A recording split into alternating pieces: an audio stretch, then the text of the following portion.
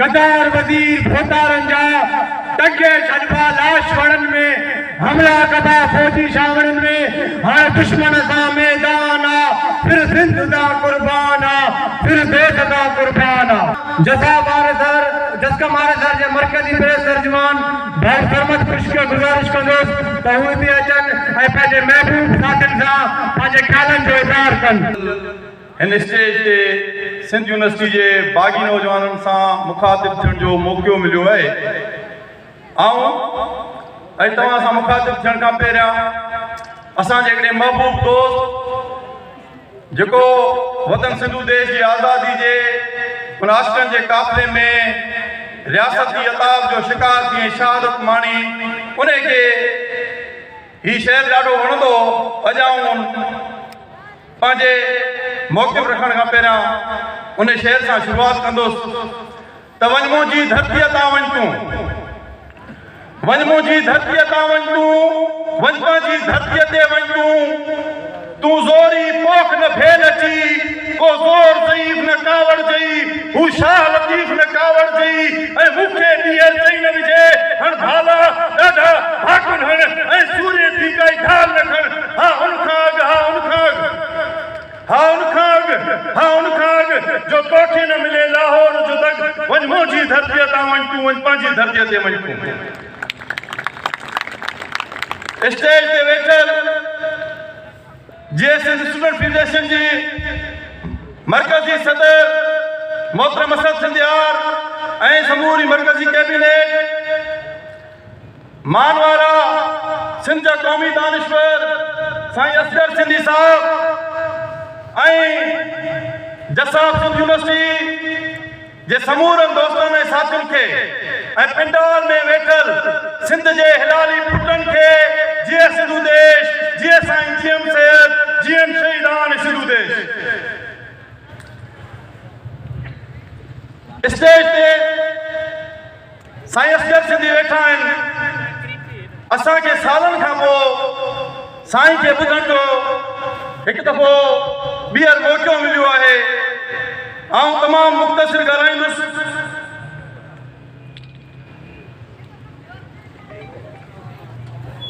ही सिंध यूनिवर्सिटी जेका शहीद अफजल पावर जी यूनिवर्सिटी आहे इहो आहे सिंध यूनिवर्सिटी आहे जेका शहीद शकील खुआरे जी सिंध यूनिवर्सिटी आहे इहा उहा यूनिवर्सिटी आहे जेका शहीद आसिफ पावर शहीद बाबर संदीलो शहीद आमिर खुआवर समेत तव्हां सभिनी सिंध जे हिलाली पुटनि जी यूनिवर्सिटी आहे ऐं उन्हनि बहादुर भेनरनि जी यूनिवर्सिटी आहे जेके बहादुर भेनरूं तव्हां भाइरनि जी गिरफ़्तारियुनि जे वक़्त ते पोइते क़दम कोन कंदियूं आहिनि ऐं गिरफ़्तारियुनि सां गॾु इहे नारा हणी गिरफ़्तारियूं ॾींदियूं आहिनि त ये जो दहशतगर्दी है उसके पीछे वर्दी है। उन्हनि सभिनी भेनरुनि ते ऐं पिंडाल में वेठल सभिनी सिंध जे गबरू पुटनि ते असांखे नाज़ आहे जेके पंहिंजे वित ऐं वसहर हिन एॾी फाशिस्ट रियासत सां तमामु घटि वसीलनि जे हूंदे बि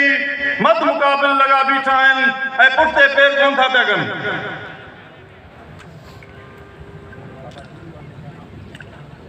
गुज़िरियल केतिरे ई अरसे खां सिंध यूनिवर्सिटी समेत केतिरनि इदारनि जी हालत तव्हांजे साम्हूं आहे। ग़ुलामी असां सां पहिरियों दफ़ो कोन्हे को असां जेको पढ़ियो आहे जेको थोरो पढ़ियो आहे असां उन मां असांखे मालूम थिए थो त अफ्रीका खां वेंदे अलजाइर खां फिरंदे फ़लस्तीन खां ईंदे सॼी दुनिया जे अंदरि उहे ग़ुलाम क़ौमूं उन्हनि सां वक़्त जे ज़ालिमनि वक़्त जे क़ाबिज़ रियासतुनि ऐं साम्राजनि उहो हशर कयो आहे जेको अॼु मौजूदा टाइम में सिंधी क़ौम जो हशर नशर आहे जेको अॼु मौजूदा टाइम में पाकिस्तान जे पिंजोड़ में फाथल समूरनि क़ौमुनि जो आहे। आकाश चयो आहे न पाकिस्तान जे पिंजोड़ में फाथल असीं ॼण कुते जी हौड़ में फाथल असीं सो कुते जी हौड़ में फाथल आहियूं। असां छा कयूं पर असां छा करे वेहण वारनि मां न आहियूं। असां उहो सभु कंदासीं जेको असांजे वस में आहे ऐं असां वस खां अॻिते बि वेंदासीं। उन खां अॻिते असांजी शहादतूं आहिनि, असांखे टार्चर थियल आहिनि, असांजे कुलनि ते अॻे बि शहीद दोस्तनि जा लाश आहिनि, असां खया आहिनि, असांखे परवाह बि कान्हे कवण शयुनि जी। ग़ुलामी जी उन्हनि हालतुनि में जेको सिंध भोॻियो आहे, अञा भोॻे पई। मौजूदा टाइम में खोट सारा मुख़्तलिफ़ माण्हू, मुख़्तलिफ़ सियासी तंज़ीमूं, जमायतूं जेके अॼु बि उन पिंचोड़ खे टोड़ण जे बजाए उन आइन खे मज़बूत करण जे लाइ डोड़ंदा था वञनि। माज़रत सां सियासी माण्हू आहियूं ऐं ॻाल्हि रखंदासीं ऐं उमेद था कयूं त जेकॾहिं तव्हां वटि दलील हुजनि त सियासी मैदान ते अची ऐं उन जो इतलाक़ जे दायरे में रही जवाब बि ॾिजो। उहो पाकिस्तान जेको घणनि खे प्यारो न आहे, ही 40 जी करारदाद ते पूरा कोन था। हिननि 73 जो आइन आंदो जंहिंमें क़ौमुनि जो इनकार हुयो। बांग्लादेश टुटो, उहो पाकिस्तान जंहिंसां असां मुआहिदो कयो या जंहिंसां असां इतफ़ाक़ करे शामिल थियासीं, उहो पाकिस्तान त बचो ई कोन्हे को। तव्हां वटि इख़्लाक़ी जवाज़ कहिड़ो आहे जो उन पाकिस्तान जे पुठ में लटकिया पिया आहियो? आउं चवंदो आहियां त ही पाकिस्तान, ही अंग्रेज़नि जो हरामी ॿार आहे। उहो हरामी ॿार जेको पंजाबियुनि खे दलाली एवज़ तोहफ़े में मिलियो। हिन पाकिस्तान जे अंदरि ॿियो तव्हां छा सुधारींदो, छा ते ॻाल्हाईंदो? अॼु बि ग़ुलामी जी हालत आहे त मौजूदा टाइम में 70 लख खां वधीक सिंध जा ॿार जेको आहे उहो तइलीम खां महरूम आहिनि। सिंध यूनिवर्सिटी जा शागिर्द आहियो, माज़रत सां आउं तव्हां खां पुछां थो त छा तव्हांखे ख़बर आहे सिंध यूनिवर्सिटी जी बजट केतिरी आहे? बजट खे बि छॾूं था, अचूं था त जेका हर साल सिंध जो माण्हू सिंध यूनिवर्सिटी में अचे थो, जेको फार्मनि जे चालान जी मद में 3000 खां 4000 जी सूरत में फीस वरिती वेंदी आहे तव्हां खां, या चालान हूंदो आहे। 20,000 खां मथे शागिर्द सिंध यूनिवर्सिटी जे अंदरि टेस्ट ॾियण थो अचे, 25,000 बि थी था वञनि। 6 करोड़ 7 करोड़ 7.5 करोड़ जे लॻभॻि उहो फाइनेंस हिननि वटि गॾु थो थिए। उहो काॾे थो वञे? हिननि तइलीमी इदारा जेके ठाहिया आहिनि उहे असांखे ॾिठल आहिनि। इदारे जे अंदरि हॉस्टलनि ते ॿिनि खोटुनि ते दोस्त ॻाल्हाए विया आहिनि। गुज़िरियल केतिरनि ई सालनि खां हिते मुख़्तलिफ़ मुल्कनि खां माण्हू पढ़ण था अचनि। हिननि वटि इहा फज़ीलत कान्हे जो ही सिंध यूनिवर्सिटी जे अंदरि रोज़गार रहे सघनि, ऐं उन वक़्त जे हाकिम में बि इहा फज़ीलत कान्हे। छो उनजो फज़ीलत सां कम ई कोन्हे। उहे हूंदा ई बद फज़ीलत आहिनि, उन्हनि जो कम ई क़ौमुनि खे लुटण फुरण हूंदो आहे। ऐं जॾहिं क़ौमूं सुजाॻ थींदियूं आहिनि ऐं पंहिंजे जोहर में ऐं पंहिंजे अमल जे मैदान में, सियासी मैदान में अॻियां अॻरियूं थी निकिरंदियूं आहिनि, त हू रंडिकूं विझणु शुरू कंदो आहे। गुज़िरियल केतिरे ई टाइम खां सिंध जे अंदरि अणएलानियल मार्शल लागू आहे। हाणे वरी साईं चवनि था ही 27 आहिनि, तरमीम 26 आहिनि, 28। अरे बाबा 25 हुजे, 26 हुजे, 27 हुजे, कारो आहे मुंहुं हिन पाकिस्तान जो। इहो कौन सुधरंदो? हिनखे तोड़णो पवंदो। ही क़ौमुनि जो पिछोड़ खानो आहे। हिन क़ौमुनि जी भलाई एतिरे ताईं कोन थींदी जेतिरे ताईं ही कारो ग़ुलामी जो दाग़ असांजे मथां कोन थो लहे। असांखे ॿुधायो कहिड़ी क़ौम सुधरी आहे ग़ुलामी जे हालतुनि में? ही लानतीर मुल्क आहे।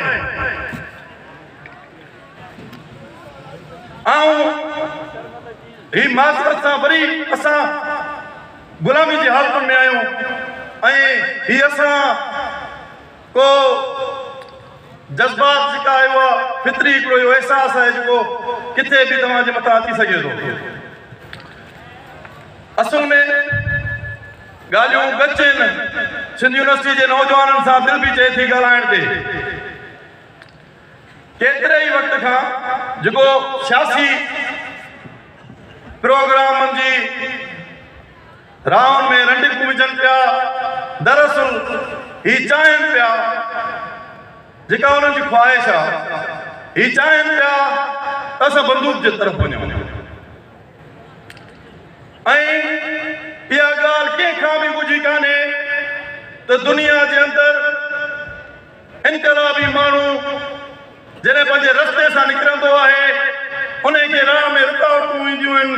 त माण्हू बंदूक ॾे ॾींदो आहे ऐं असां चऊं था जेकॾहिं असांखे सियासी रोडनि वारे मैदान ते तव्हां न छॾियो त सिंध जा हिलाली पुट उहे बंदूक बि खणंदा ऐं इहा तव्हांजी भुल आहे ऐं ॾाढो ज़िमेवारी सां थो ॻाल्हायां इहा रियासत जी इहा भुल आहे त को सिंध गिदड़नि खाधी आहे को सिंध बंगालियुनि वांगुरु हिननि सां 3 लख माण्हू माराईंदी उहो दौर वियो वक़्तु खाई वियो सिंध बलोचिस्तान बि कोन अथव सिंध बलोचिस्तान कोन अथव ही सिंध जूं वाण बस्तियूं फ्रांस चयो आहे कंहिं किताब में लिखे थो त हथियार जेको आहे न जे हथियार जे बलबूदे ते या जे हथियार जे डाज ते ज़ोर ते ही क़ौमुनि खे गुलाम बणाए कब्ज़ो कयूं ऐं उन्हनि जी माल मिल्कियतूं लुटनि था उहो हथियार साम्राज जी मिल्कियत कोन्हे रहियो दुनिया जे अंदरि केतिरियूं क़ौमूं आहिनि जेके गुलाम ऐं मज़लूम क़ौमुनि जी मदद कंदियूं आहिनि सो इहो हथियार असां वटि हू बि ॻोठनि में मौजूदु आहे ऐं जॾहिं तव्हांजी फिटी ऐं सिंध जे माण्हू हथुनि में हथियार खयो त बलोचिस्तान तव्हांखे सवलो पियो आहे बांग्लादेश बि तव्हांखे सवलो पियो जो 3 लख माण्हू मारिया हुआ ही सिंध जे ॻोठनि मान वस्तुनि सां जेके हिन हाईवे सां हज़ारे ॻोठ आहिनि उन्हनि मां जेकॾहिं हिकिड़ी राइफल जी गोली निकिरी त तव्हां हुते 90,000 हुयो हिते 5 लख जूं हूंदियूं ऐं तव्हांखे छॾाइण जे लाइ भुटे जहिड़ो को दलाल ऐं गदार बि कोन्हे को जेको तव्हांखे मोकिलाए वरी ऐं असां तव्हां सां हिसाबु कंदासीं तारीख़ जे ताराज़ू में हिसाबु कंदासीं हिकु हिकु शहीद जे खून जो हिसाबु कंदासीं उहो आज़ादी जी सूरत में बि हूंदो ऐं तव्हां जॾहिं हिते पंहिंजूं पतलूनूं लाइ भॼंदो ऐं सिंध जी क़ौमी फ़ौज खां तव्हांजी गिरफ़्तारियुनि जी सूरत खां पोइ बि तव्हां खां असां हिसाबु वठंदासीं ज़ालिम रियासत या साम्राज चऊं पंजाबी साम्राज चऊं या दुनिया जो को बि चऊं जॾहिं बि क़ौमुनि खे ग़ुलाम बणाईंदो आहे हू कुझु शयूं तव्हांजे मथां मॾींदो आहे या तव्हांखे इंजेक्ट कंदो आहे जेको तव्हांजो असुलु कसण जो कमु हूंदो आहे तव्हांजो असुलु तव्हांजी सुञाणप तव्हांजी तारीख़ तव्हांजी ॿोली तव्हांजो क़ौमी तशख़ुस उहो कसण जी कोशिशि कंदो आहे ऐं पंजाब केतिरे ई अरसे खां उन धंधे सां लॻल आहे असांखे ॾुख इहो पियो थिए त उहो तइलीम जे ज़रिए तव्हांजा क़ौमी हीरोज़ कसे तव्हांखे हिकिड़ी कूड़ी तारीख़ पढ़ाए महमूद गज़नवी मोहम्मद बिन कासिम को गौरी बाबर अलाए कहिड़ा लूसी लुबा खणी आया आहिनि उन्हनि खे तव्हांजो क़ौमी हीरो करे पेश कनि असांखे इहो त ॿुधाइनि त छा उन्हनि मालिकनि जा धणी बि आहिनि के को उन्हनि क़ौमुनि जो को वाली उन्हनि माण्हुनि जो को वाली वारिस आहे जिन्हनि खे हिननि अची लूसियुनि क़ौमी हीरो तौरु पेश कयो आहे ऐं इंजेक्ट कयो आहे त दुनिया जे अंदरि किथे उन्हनि लूसियुनि लुबियुनि जो को नालो निशान कोन्हे हरू भरू ई तरानो फारसी में को तुक हूंदो आहे न ॻाल्हि आहे न का फज़ीलत तो ई कोन हूंदी आहे साम्राज्यनि में या त सिधी सादी ॻाल्हि आहे त को तुक ई कोन्हे को बाबा ॿोली 4 क़ौमूं मौजूदा टाइम में हिते फाथा पिया आहियूं त कंहिं क़ौम जी ॿोली उर्दू कान्हे अरे बाबा तव्हां ॿुधायो मूंखे सिंधी यूनिवर्सिटी जे शागिर्द ॿुधायो त हथ मथे करे ॿुधायो मूंखे त बसि सिंधी आहियो न ॿुधायो सही सिंधी आहियो ॿोली कहिड़ी आहे सिंधी आहे न अरे बाबा किथां मथे में असांखे अची आहियूं त उर्दू ॿोली क़ौमी ॿोली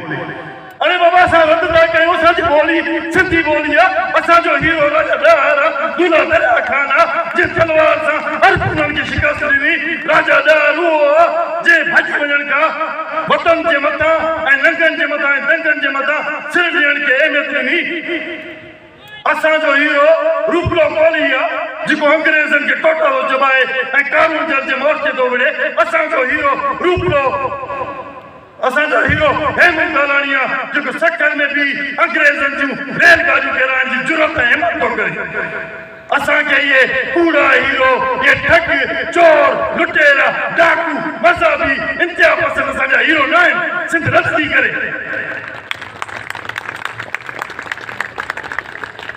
ऐं तव्हां वॾो मसइलो आहे मां आख़िरी बसी ॻाल्हियूं रखी ऐं वेहा थो छो त टाइम तमामु घणो थी वियो आहे ऐं साईं वारनि खे ॿुधणो आहे तारीख़ जंहिंजे मुंहं ते दांगी मले मूंखे तव्हां ॿुधायो था जंहिंजे मुंहं ते तारीख़ दांगी मले उन खे पर तव्हां टारे सघो था कंहिंजे वस में ई न आहे साईं जीएम साहिब जा इनकारी सिंधु देश जी आज़ादी जा इनकारी जेके रोए रले मथे खले जहिड़े जान में वञी कारनि बंगलनि एसियुनि में वेठा पर शिकिल फिरी वई अथनि इहो फितरत जो सूरत गद्दारनि जी ऐं इनकारनि जूं शिकिलूं फिरी वेंदियूं आहिनि जेको क़ौम खे हक़ ऐं सच जी राह ते न बीहारे उन्हनि जूं शिकिलूं फिरियल हूंदियूं आहिनि साईं जीएम साहिब जा इनकारी टियों चौथों ॾींहुं हिन स्टेज ते वेठा जेॾा माण्हू स्टेज ते वेठा ओतिरा ॿुधण जे लाइ बि कोन आया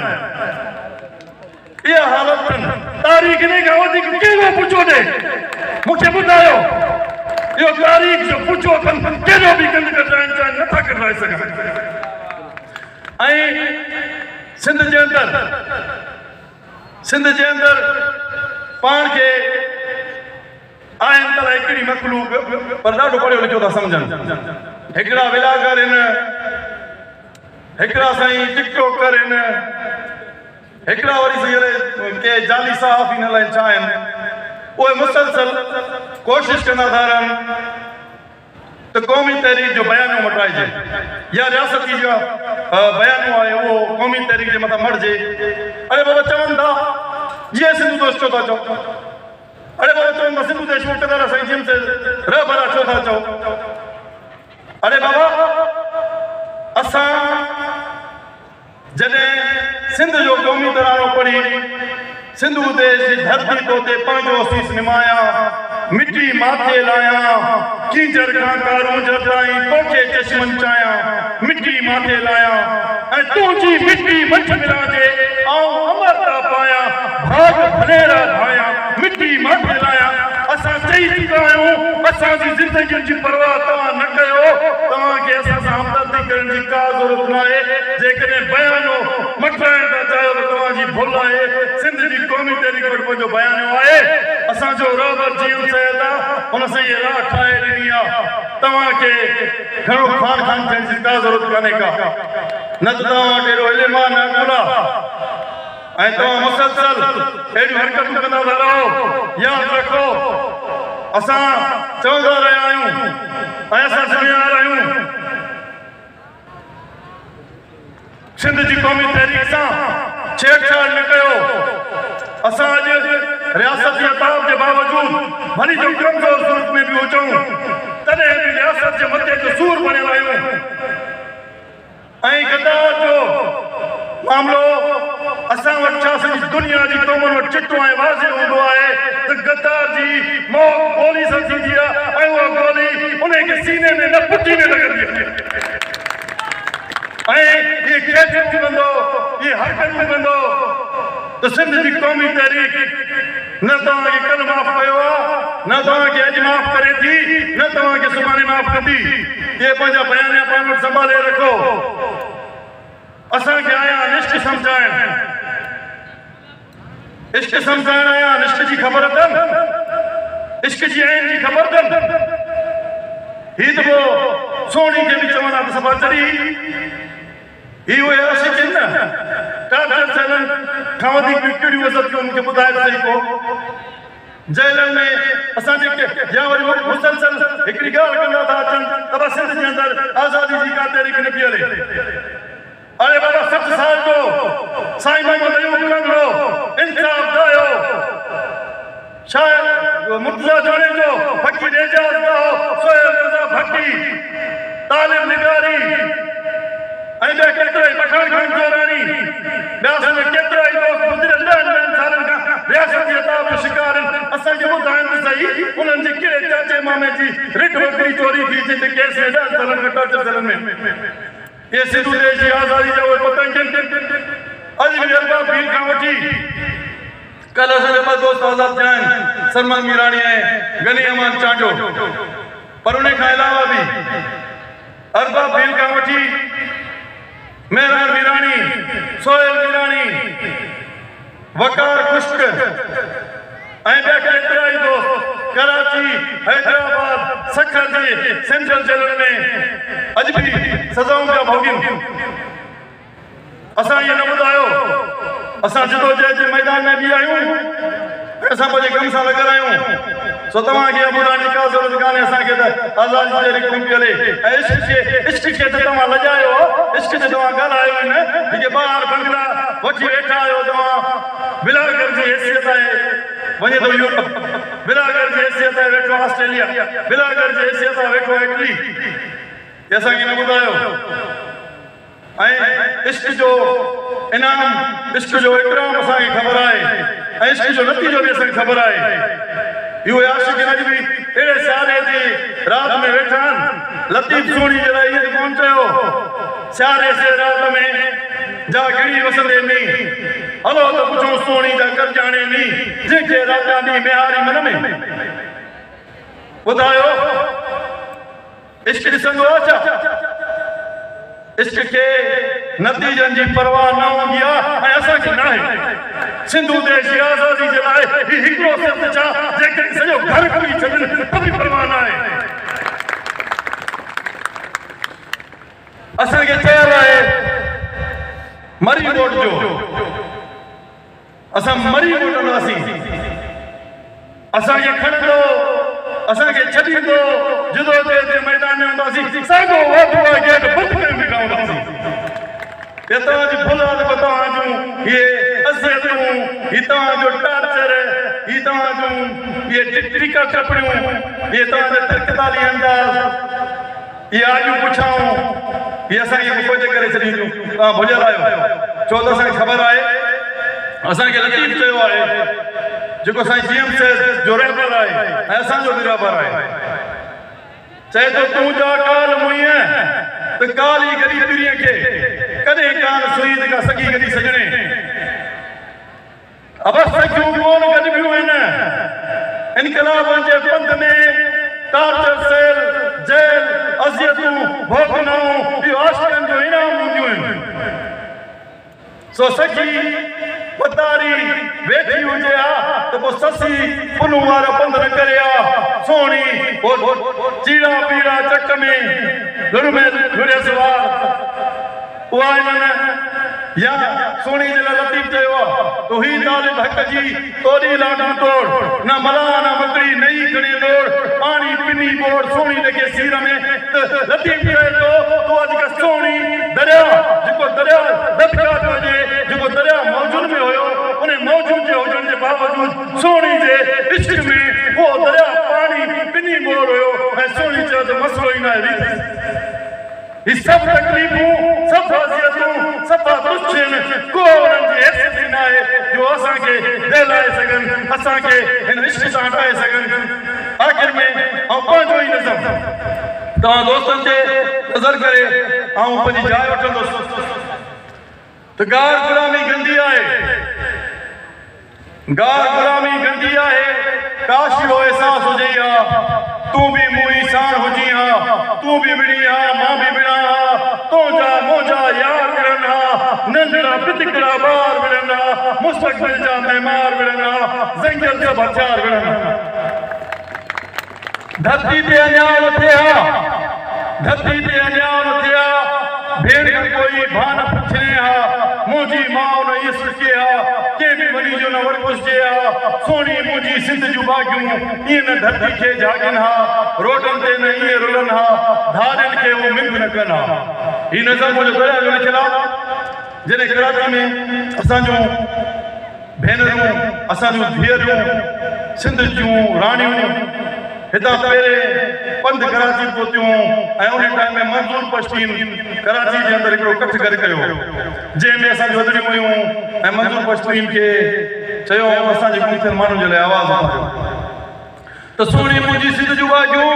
ईअं न धरती खे झाकिन हा रोडनि ते न ईअं रुलनि हा धारियुनि खे उमिद न कनि हा सिंधी में पाण चवंदा आहियूं अदा फिलहाल में थूम कोन्हे तो में मुंहुं में थूम हुजे हा घणी मूं तोखे कोन चई थोरी गैरत जे कयूं हा सिंधड़ी बि आज़ाद हुजे हा तोखे जे अहसास हुजे हा हिकु भेरो वरी छा चवे हा फिर भाकुर ऐं भाला हटूं सूर्य थी कई ढाल खटूं शहर दराज मां सचल चया पंहिंजो पाण ख़ुदा मां आया मूंखे चाले तूं पूजी थो तूं बि पंहिंजो पाण ख़ुदा थी देबल मां वरी गिंड वॼनि हा आज़ादी जी सैन हणनि हा मुंहनि पंहिंजी माठ खे तोड़े पंहिंजो पाण दिफ़ाउ करे हा मकली जेका सुल्कनि में हा धाजनि लाइ कबरूं खोटे हा गार गुलामी गंदी आहे तोखे जे अहसास हुजे हा वॾड़नि जा पटका न रुलनि हा थाणनि ते न इहे कुटजनि हा पाणी ते न बंद बदजनि हा थर जा मोर न इहे मरनि हा